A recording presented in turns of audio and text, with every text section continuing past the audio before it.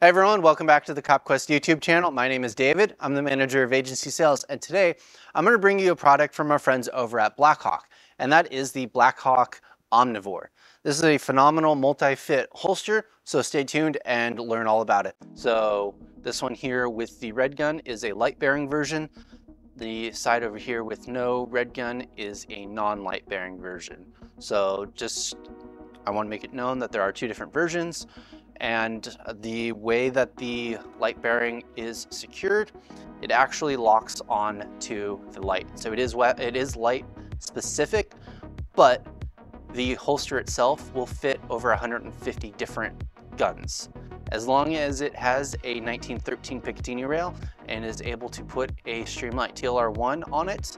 You can also put the Streamlight TLR2, and there's also a fit separate from this one that will fit the Surefire X300. Okay, so if that's the route you want to go, you'll go the light bearing. If you want to go non-light bearing, you'll still need a pistol that has a Picatinny rail, but what you will do is put this piece on here, and I'm holding it together. There's separated. So what this is called the rail attachment kit, and essentially this will mimic having a light on your firearm, and it will allow the firearm to lock into the holster. So this will be on your pistol, and that is how it's secured into the holster. The non-light bearing holster version comes with two of these. You can also buy additionals if you would like.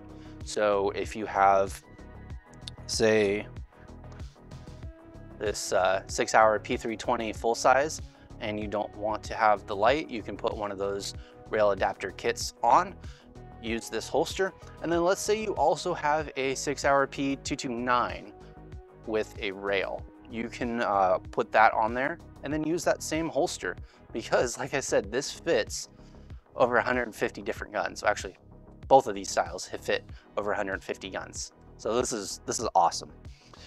Now that that's out of the way, let's get into a little more of the specifics. I'm going to put the non-light bearing to the side because I'm using the light bearing for this demonstration. So the way that this fits 150 different guns is it is a bit oversized. So you can lock it in, and to retrieve your firearm, it's a thumb activated. So what you do is you push down and then it actually releases. All right. You hear that click? It tells you it is secure.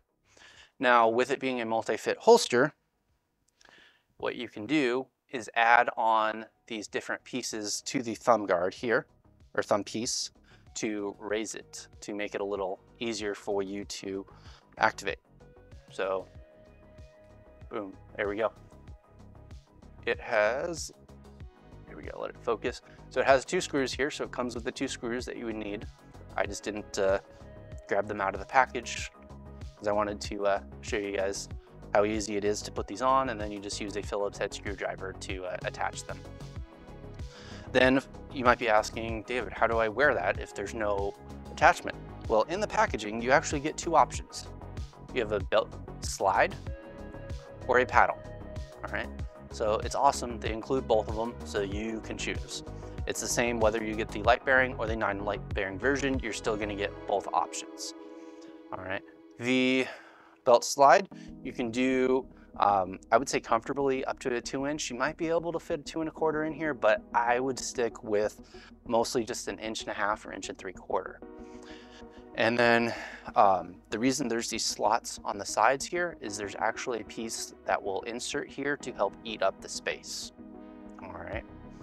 Then you can actually cant it. So right out of the box, these both are cantable. So if you would like your holster to be sitting, just as a demonstration, kind of got a zero cant there, you can then move it forward. You can also, if you wanted to, you could try and move it back a little bit, but I wouldn't really recommend that. Mostly what you're gonna do is keep it at a neutral cant and then maybe go forward once. That's about it. Then there is a nose piece that will help eat up some of the space. So there we go. So some firearms are going to be a little smaller, some are going to be a little bigger. So there is a piece that will insert into here to help close this gap to make it a little more tight fitting. Additionally, with being a holster that accepts both a TLR1 and a TLR2, there is an insert that will go in here.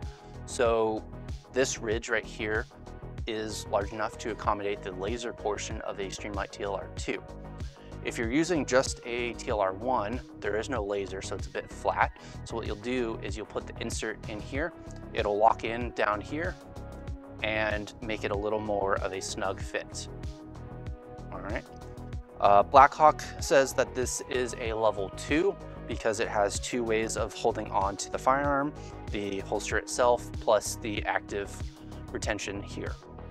You can adjust how tight or how loose the active retention is with this screw here, you know, righty tighty, lefty loosey, and that is going to be it. That is the the Blackhawk Omnivore light bearing or non-light bearing version. Everyone, thank you so much for watching. I hope you enjoyed our informational video on the Blackhawk Omnivore multi-fit holster. If you're interested in picking one up for yourself, check the links down below.